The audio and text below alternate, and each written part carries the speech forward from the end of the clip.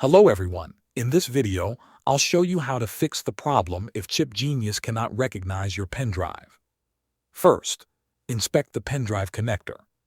Dirt, dust, or light oxidation on the gold metal contacts can stop the computer from reading the drive correctly. Dip a cotton swab in a small amount of rubbing alcohol and gently clean the metal pins. Let the connector dry completely before plugging it back into your computer. Next, try a different USB port. If you are using a desktop PC, connect the flash drive directly to one of the rear USB ports instead of the front ports or a USB hub. If the drive is still not detected, right-click the Windows Start button and open Device Manager.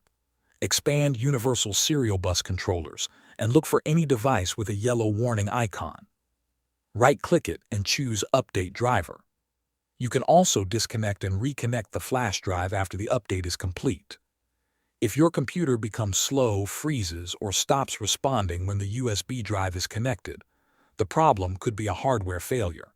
If you have already removed the plastic casing, carefully touch the main chip after plugging it in.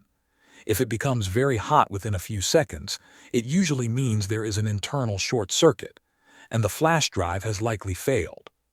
In that case, software tools like ChipGenius will not be able to detect the controller. Thanks for watching.